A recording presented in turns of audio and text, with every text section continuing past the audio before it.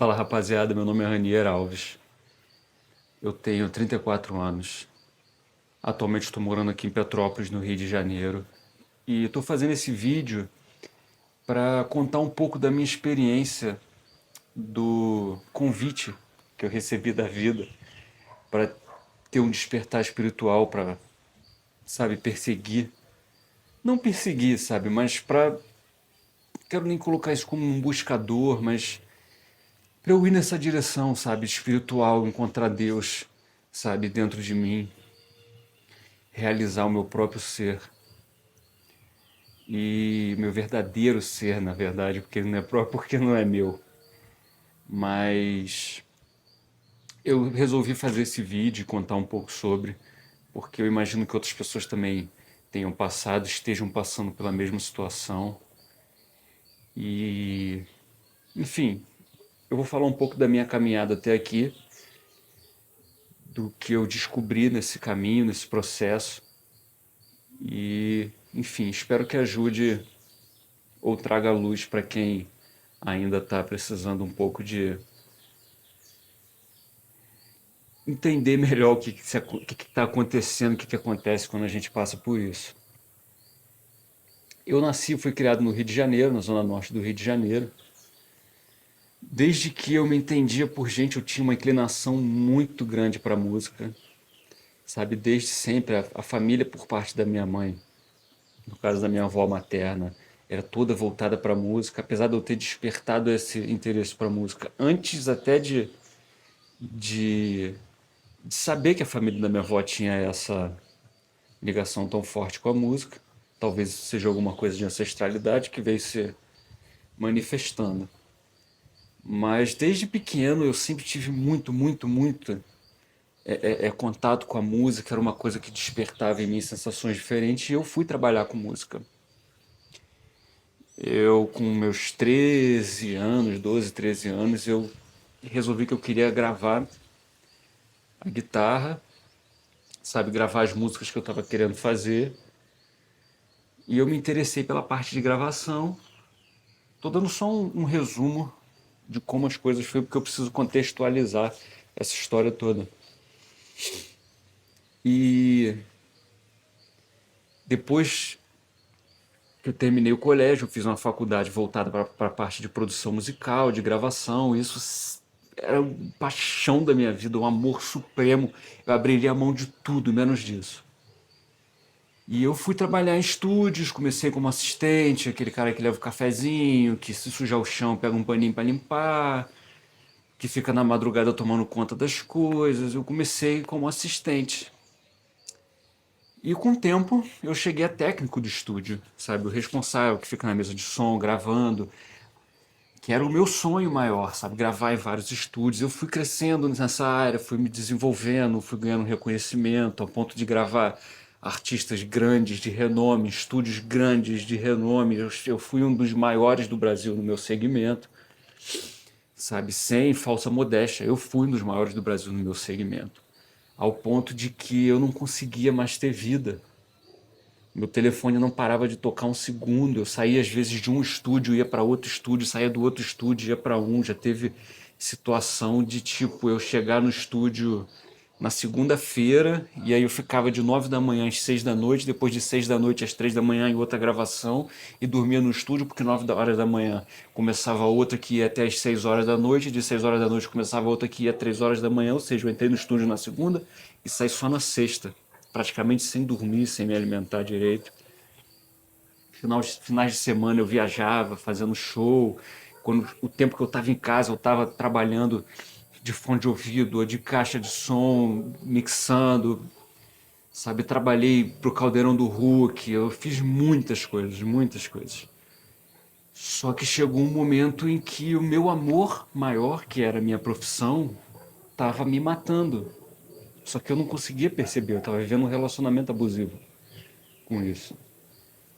E não só com isso, com várias outras coisas na minha vida, sabe, a gente não escolhe como a gente cresce, a gente não escolhe como a gente vai crescer percebendo as coisas, a gente não escolhe muito das coisas relacionadas à nossa personalidade.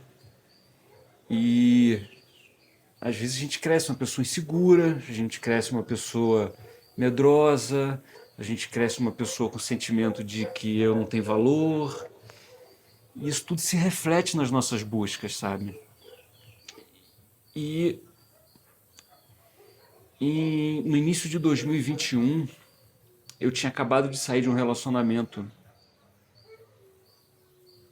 de 7 anos, sabe? Onde eu tinha construído uma vida e eu larguei tudo para trás. Eu voltei para casa da minha mãe, era final de pandemia.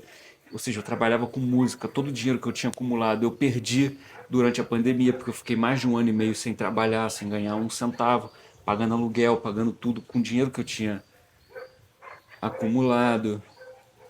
E eu me vi em 2021, com 31 anos, eu estava de volta para casa da minha mãe, sem nada, com o mesmo dinheiro que eu tinha quando eu saí, sabe? Tudo que eu tinha teoricamente construído, de casa, de tudo, eu deixei para trás. Então eu voltei basicamente só com alguns equipamentos de áudio. E eu me vi de novo na casa da minha mãe. Eu perguntei para mim mesmo, falei, o que tá acontecendo? Eu voltei tudo, sabe? Eu tô no mesmo lugar de onde eu saí, com a mesma quantidade de dinheiro que eu saí, sabe? Tudo que eu construí, eu voltei para cá. Eu falei, tem alguma coisa errada. Eu andei fazendo alguma coisa errada. Eu preciso entender o que aconteceu, sabe? E eu era ateu, ferrenho, ateu praticante, sabe? Todo dia eu tinha alguma coisa para me fazer lembrar que Deus não existia. Mas isso era uma máscara, era uma armadura. No fundo, eu sempre pedia a Deus, eu quero acreditar, eu só não consigo. Por favor, me ajuda a acreditar. O Senhor sabe o que eu preciso. Se o Senhor fizer o que eu preciso para acreditar, eu vou acreditar. Mas eu não vou simplesmente acreditar, porque os outros falam que você existe. E eu parei de acreditar em Deus com 13 anos, porque eu me envolvi com negócio de punk, de anarquia. Eu achava que religiões. Ainda hoje eu percebo um pouco que as religiões levam para um lado não muito legal da espiritualidade, mas isso é só uma opinião minha, baseada em experiências, e não é porque é opinião que é verdade. Mas eu com 13 anos eu deixei de acreditar em Deus e eu só fui voltar a acreditar em Deus com 33 anos. Então para mim isso é tudo bem recente. Essa parte da espiritualidade toda, que eu vou fazer 35 daqui a pouco. E eu voltei para casa da minha mãe, como eu estava falando, e não tinha mais nada daquilo, e fiquei me questionando o que eu estava fazendo de errado. E eu pensei, eu acho que eu sou uma pessoa muito dependente das outras. Eu preciso aprender a ser independente, sabe? Eu preciso aprender a ser independente. E eu fui buscar me conhecer. Eu falei, eu me conheço pouco. Para eu poder ser independente, eu preciso me conhecer melhor. Porque eu preciso saber melhor o que eu gosto. Eu preciso saber melhor o que eu quero. Eu preciso saber melhor o que eu espero da vida. Quem sou eu nessa história toda? E eu comecei um processo de cuidar de mim, sabe? De me conhecer. Naquela época eu não entendia muito bem o que estava acontecendo, eu não tinha essa noção do que era se conhecer, do que era, sabe? Mas eu fui do jeito que eu pude, sabe? E assim que eu voltei para casa da minha mãe, já tinha acabado a pandemia, algum pouco do trabalho já estava voltando, e eu comecei, na verdade, a trabalhar bastante de novo, de chegar em casa de madrugada e dormir 2 horas, 3 horas só para poder acordar no dia seguinte para estar no estúdio de novo, e aquele desespero todo, voando, indo de um lugar para o outro. Nessa época eu já não estava mais fazendo tanto show, eu cheguei a fazer um showzinho ou outro com algum artista, mas não como eu estava fazendo até então, sabe? Que eu trabalhei com o Lucas Neto e viajei muito o Brasil, foi o último artista que eu trabalhei, na verdade. Eu viajei o Brasil todo final de semana, todo final de semana, todo, todo, todo, todo, todo. Então eu não tinha tempo para viver, nem para aproveitar as coisas que eu havia construído. Minha vida era só trabalho, só trabalho, só trabalho. Eu consegui tudo que eu queria, para ser honesto, eu consegui tudo que eu queria. em questão de reconhecimento profissional, em questão de retorno financeiro, sabe? Porque eu cheguei a ganhar bastante dinheiro, sabe? Na época eu viajava o Brasil com o Lucas Neto, eu fazia o Caldeirão do Hulk, eu fazia os trabalhos no estúdio, eu tinha trabalho que eu levava para casa, eu tinha muitas fontes de renda, e fontes de renda que me rendiam uma quantidade considerável de dinheiro. Só que nada disso até então estava sendo suficiente, eu não estava conseguindo ser feliz, eu vivia uma depressão atrás da outra, crise de ansiedade, às vezes eu tinha crise de pânico, eu não conseguia dormir, eu ficava. Era desesperador, sabe? E toma remédio antidepressivo, e toma Ritalina, toma Concerta, toma Rivotril, toma tudo que é possível, eu era cheio de tique nervoso, todo mundo zoava meus tique nervosos. E essa era a minha vida, sabe? A vida que eu sonhei pra mim quando eu tinha os 13 anos de idade. Eu sonhei que essa vida me faria feliz. E quando eu tive a vida dos meus sonhos, eu tive os equipamentos que eu queria, eu tive minha casa, um cômodo, eu fiz um estúdiozinho pra mim, pra eu poder trabalhar. Quando eu tive tudo, tudo, tudo, tudo que um dia eu sonhei, absolutamente tudo que um dia eu sonhei, foi no auge da minha depressão, no auge da minha falta de vontade de viver, de falta de propósito para viver, sabe? Tá, eu consegui tudo isso e agora parece que eu tô mais infeliz do que antes. Eu projetei que quando eu chegasse aqui, isso seria minha felicidade, não foi. Na verdade, quando eu alcancei tudo que eu queria, foi o momento em que minha saúde mental, minha qualidade de vida foi indo por água abaixo cada vez mais. E, enfim, como eu falei no início de 2021, eu voltei para casa da minha mãe, larguei tudo e estava querendo me conhecer, querendo cuidar de mim. Aí eu comecei a ir para academia, comecei a comer melhor, sabe? Eu desenvolvi uma disciplina de eu vou para academia, às vezes chovendo frio, eu acordava às 5:30 da manhã para 6 horas da manhã, estar na academia. Era difícil, era uma luta, mas eu conseguia, sabe? Quando eu chegava lá, eu me sentia super vitorioso de ter conseguido ir para academia. E aquilo foi me despertando de novo uma autoestima melhor, uma vontade de viver muito grande. E eu comecei a me alimentar melhor, e eu vi o resultado disso no meu dia a dia. E eu falei, caramba! E, e, e eu comecei a querer ser uma pessoa melhor para as outras. E comecei a querer me conhecer, então eu comecei a sair sozinho, sabe?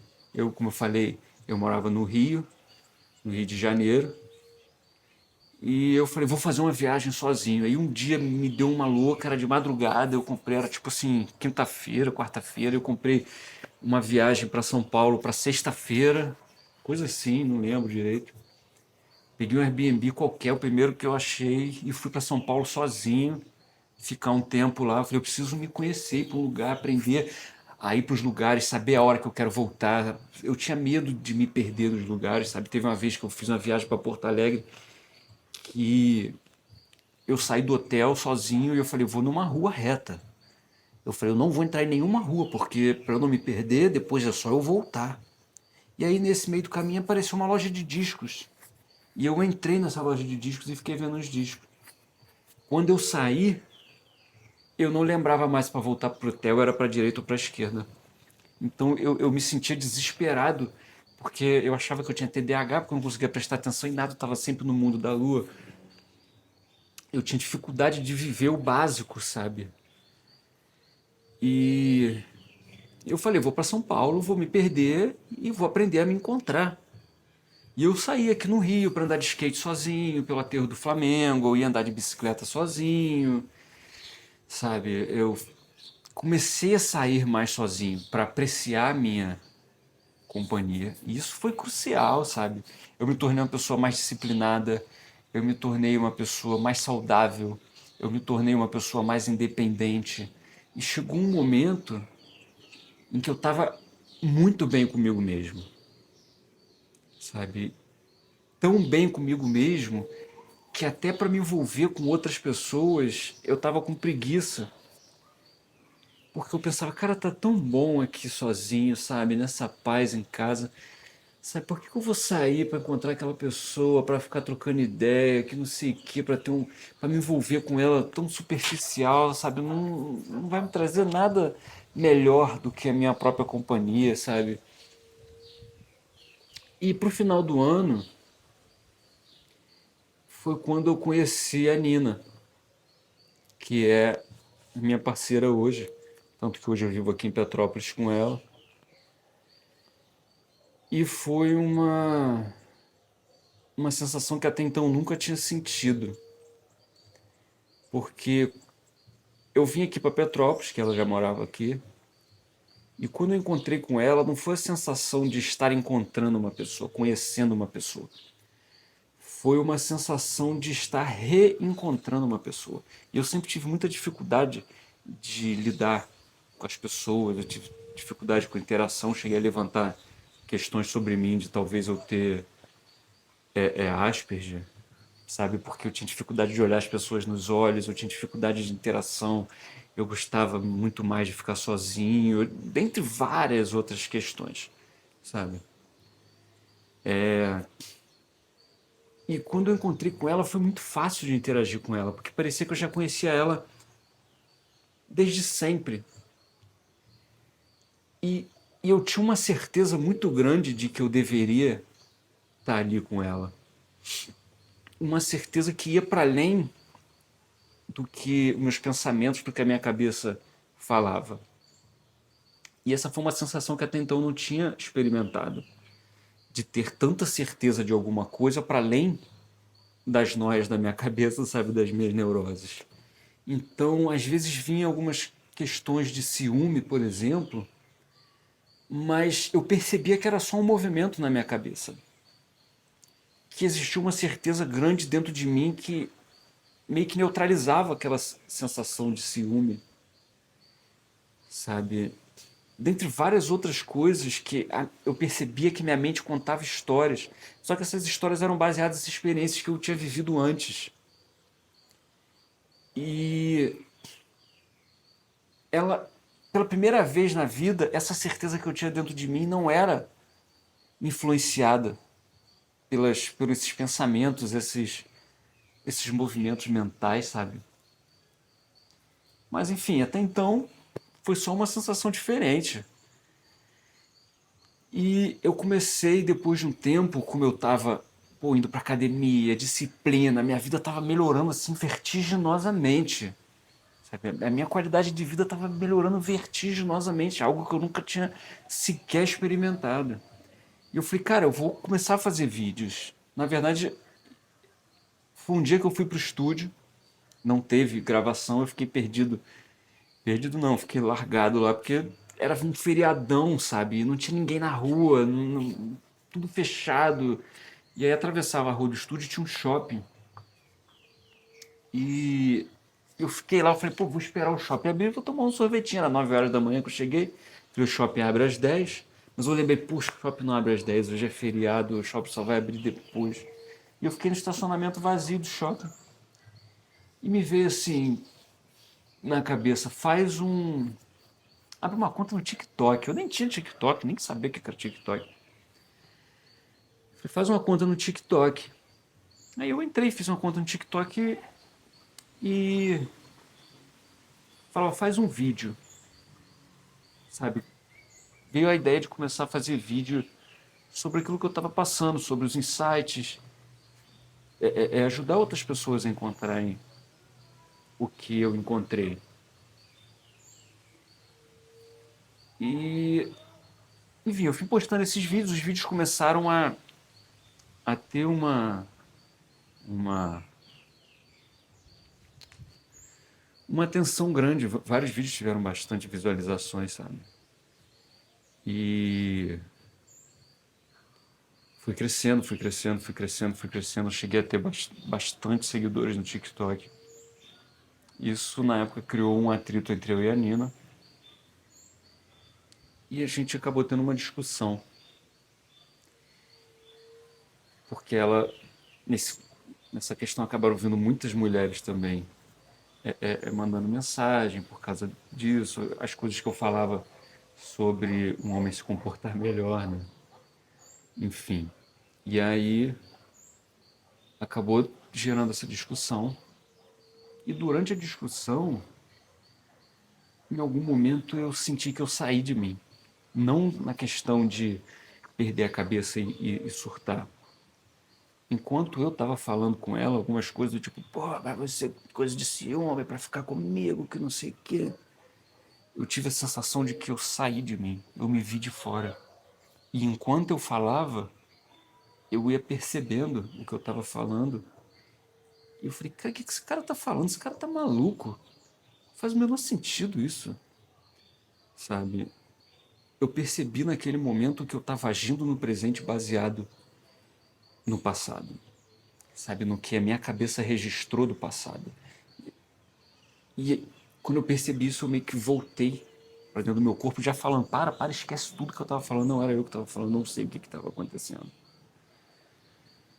E a partir daquele momento começou a ficar muito claro os momentos em que eu agia a partir desse condicionamento. Só que eu não tinha essa clareza toda sobre isso. E, e a gente começou a conversar, tanto eu quanto a Nina, a gente começou a conversar sobre essa voz na cabeça, sabe? Nesse dia a gente conversou e depois disso a gente veio trazendo luz para essa questão da voz na cabeça, sabe? Que fala, olha, eu estou sentindo X e a cabeça está falando Y, mas eu confio mais no que eu estou sentindo porque para mim parece mais verdadeiro do que o que eu estou pensando, sabe? E a gente começou a observar cada vez mais essa voz na nossa cabeça, falando coisas que não faziam sentido, que estava na verdade tudo baseado nas nossas experiências passadas. E a gente, por exemplo, trazia coisas para o nosso relacionamento que não tinha nada a ver com o nosso relacionamento. Não tinha motivo para a gente sentir ciúme um do outro. Eu nunca dei motivo para ela sentir ciúme, assim como ela nunca me deu motivo para sentir ciúme. Então, por que às vezes a cabeça tentava, a mente tentava provocar esse ciúme, sabe? A gente foi percebendo e a gente foi criando essa separação entre quem sou eu e quem é a voz na cabeça. Um dia a gente. Eu já até seguia esse cara, que era o Jacob Petri, mas eu nunca tinha parado direito para ver os vídeos dele. E um dia ela falou: cara, eu vi um podcast do Jacob com o Joel J. Cara, acho que você deveria ver. E ela me botou para assistir, e a gente assistiu, e a cabeça. Porque ele trouxe essa ideia do autoconhecimento como não saber coisas sobre você, mas conhecer quem é você, sabe? Não é. O autoconhecimento não é acumular conhecimentos sobre você. Ah, eu gosto disso, eu sou assim, sabe? Isso é sua personalidade, e a personalidade não é quem você é. Existe uma diferença entre personalidade e individualidade. A personalidade é uma coisa que a gente cria. A individualidade ela é intrínseca a gente. E nesse momento a cabeça estourou. E naquele momento eu senti que eu tive uma espécie de despertar, sabe? Muita coisa mudou a partir dali. Tanto que pouquíssimo tempo depois, talvez nem um mês, eu estava no estúdio durante uma gravação, ou no final da gravação, enfim, não importa. E aí eu vi um músico falando de outro profissional da minha área, que foi uma pessoa que eu trabalhei, que eu gosto muito, e que essa outra pessoa, tipo assim, vivia uma vida completamente louca, sabe? Não via família nunca, os filhos, que essa outra pessoa viajava doente, abria mão de tudo pelo trabalho. Eu conhecia ele, eu trabalhava muito com ele. E eu cheguei e fiz uma reflexão assim pequena, sabe, naquele momento. Falei, cara, não é isso que eu quero para minha vida. Se eu quero alcançar o patamar dele, eu não estou disposto a fazer isso.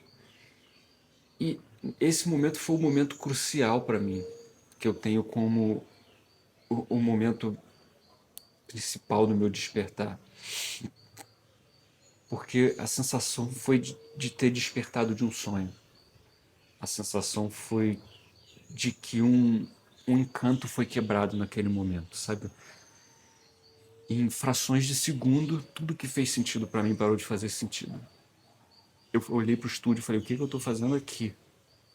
Sabe? Só para vocês terem noção, quando eu conheci a Nina, eu falei pra ela, olha, minha vida é assim, assim, assado, eu não durmo em casa, minha madrugada toda no estúdio, final de semana viajando, fazendo show, data comemorativa pra mim não existe, Réveillon é eu fazendo show e tal, e tal. Eu falava, vou morrer com a cara na mesa de som, era a única coisa pra mim que fazia sentido na minha vida, era o meu trabalho. E em frações de segundos, isso parou de fazer sentido.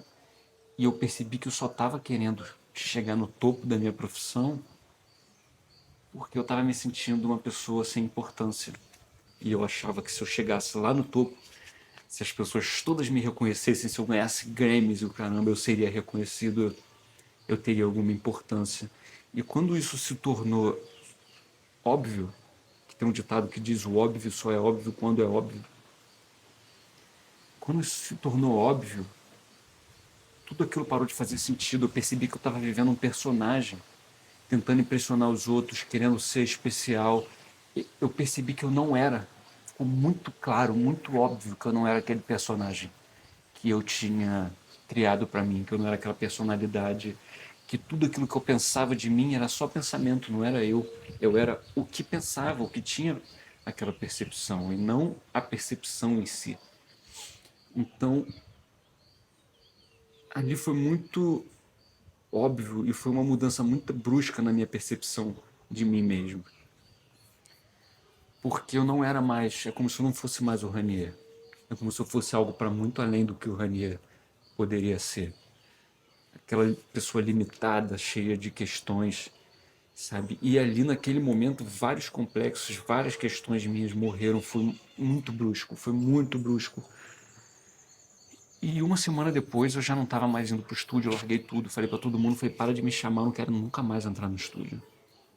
Faz o menor sentido o que eu tô fazendo com a minha vida, sabe? Eu não faço mais questão de nada disso que eu fazia, eu não faço mais questão de ser especial, eu não faço mais questão de crescer, eu não faço mais. E eu fui seguindo esse caminho, eu cheguei a estudar um pouco, fazer uma mentoria com o Jacob, que depois também eu meio que abandonei, sabe? Porque enquanto eu fui andando nesse caminho, ele falava muito de prosperidade, de sucesso e o caramba, e chegou um momento que eu percebi que eu não precisava disso. Não fazia sentido eu ficar correndo atrás de mais nada, minha vida estava perfeita do jeito que estava. E está perfeita do jeito que está. Então não tinha mais o que buscar.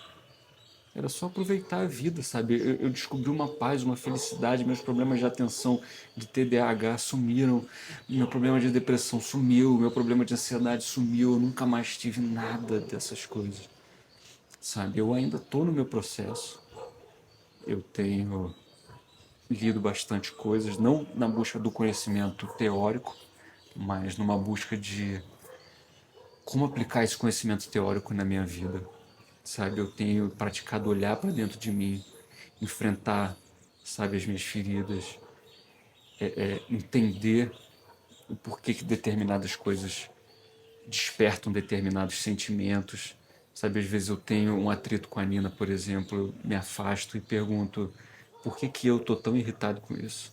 Por que que isso está me causando dor, sabe?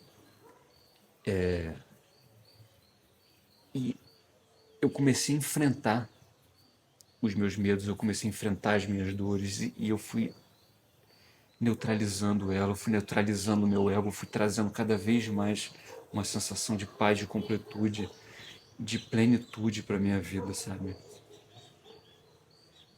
E foi nesse processo eu entendi que eu não estou separado do todo, que eu sou um com todo. Eu sou só uma das várias manifestações dessa única coisa, sabe? Eu não sou o Ranier, não foi o Ranier que despertou de alguma coisa. Foi essa coisa única que começou a despertar da ilusão de ser o Ranier. E eu percebi que o que dói, o que faz a gente sofrer é simplesmente essa ilusão de que a gente é esse personagem, sabe? E não é uma coisa tão fácil de se explicar assim. Porque para a maioria das pessoas não faz o menor sentido isso que eu estou falando, sabe? Como é que você vai abrir mão de tudo, sabe? Você não vai querer mais nada, como é que você vai ser feliz assim? Eu também já achei que isso era bizarro, sabe? Só que chega uma hora que é óbvio. E quando é óbvio, você não tem mais o que fazer, sabe? Simplesmente, de repente, você percebe que tudo aquilo que você viveu é uma ilusão. Tudo aquilo que você pensou sobre você era ilusão. Quem você acha que você é uma ilusão, sabe? Quando você acusa o outro de ter te feito um mal, é uma ilusão. E conforme isso vai se tornando óbvio, isso vai sendo trazido à consciência, você vai se libertando, sabe, da dor, você vai se libertando das preocupações, você vai se libertando do passado, você vai se libertando do futuro. Quando você percebe que você não tem controle nenhum sobre o futuro, sabe? Você pode se planejar o quanto você quiser, a vida vai te carregar pelo caminho que ela acha, que ela quer, não é o que você quer. Sabe, eu nunca planejei para mim um dia despertar, um dia abandonar tudo, sabe? O meu planejamento era morrer fazendo o que eu fazia, o meu planejamento era ser o maior do mundo naquilo que eu fazia e de repente, sem que eu quisesse, a vida se revelou para mim de uma maneira em que aquilo perdeu sentido e eu não queria mais aquilo. E, enfim, hoje eu tenho trabalhado muito em mim, em tentar entender quem sou eu de verdade, porque, sabe, por isso que eu falo que eu não tive um despertar de fato, eu tive um vislumbre dessa realidade, sabe, o que para mim é a verdade que Jesus aponta, sabe, conheça a verdade vos libertará, é a verdade de quem você é, sabe, você percebendo que na verdade você não é esse personagem, essa história que vai acabar, sabe? Dói tanto porque vai acabar. A gente sabe que essa história desse personagem vai acabar. E por isso que a gente tem medo da morte. E quando a gente conhece a verdade de quem nós somos, não existe mais o medo da morte, sabe? Não existe mais o sofrimento, sabe? Eu entendi que era para essa verdade que Buda apontava, sabe? Que o reino dos céus já, na verdade, o que Buda chamava de Nirvana, sabe? Que os sábios da Índia apontavam para essa mesma realidade, sabe? Que no taoísmo eles apontavam para essa mesma realidade e que basicamente a espiritualidade ela visa essa, o fim último da espiritualidade é você se conhecer, é o autoconhecimento. Como eu disse, não um acúmulo de conhecimento sobre você, mas o conhecimento de quem você é. É como se fosse, ah, eu fui numa festa e conheci uma pessoa. Agora essa pessoa é uma pessoa conhecida de mim. É você fazer um mergulho para dentro de si e conhecer essa pessoa que de fato você é. E agora essa pessoa é íntima sua. E quando você acessa isso que tem dentro de você, eu não gosto de usar muito essa palavra, você expande a sua consciência, sabe? Sua consciência atinge coisas que você não conseguia atingir antes. Isso é um processo, sabe? Em que a gente precisa olhar para dentro, é um processo que a gente precisa enfrentar as nossas sombras, é um processo que a gente precisa enfrentar os nossos condicionamentos, essa ilusão, sabe? E não é pensar, é para além do pensamento. É algo muito para além do pensamento, não dá para descrever. Como, não lembro quem falou, que é como tentar explicar as cores para uma pessoa que nasceu cega de nascença. Nasceu cega de nascença. Enfim, você não acaba não tendo referência, é muito sutil, sabe? Porque é a sensação de você se tornar quem você sempre foi. Só que antes você viveu uma ilusão de ser uma outra coisa. E agora você é quem você sempre foi. Sem esforço, com naturalidade. E você vai percebendo que, na verdade, o seu sofrimento é auto-infligido. Você por estar vivendo nessa ilusão, percebe o mundo de uma maneira completamente diferente. A gente não enxerga o mundo como o mundo é. A gente enxerga o mundo como a gente é. E a gente acaba enxergando o mundo de uma maneira muito diferente do que ele de fato é. A gente começa a querer que as coisas sejam do nosso jeito, e quando não são, a gente fica irritado, a gente fica triste, a gente, sabe, tem um vazio imenso dentro da gente. A gente quer preencher com coisas, com reconhecimento, com fama, e quando a gente chega lá, a gente percebe que não era nada disso, que na verdade a gente está mais infeliz, a gente está andando no caminho contrário.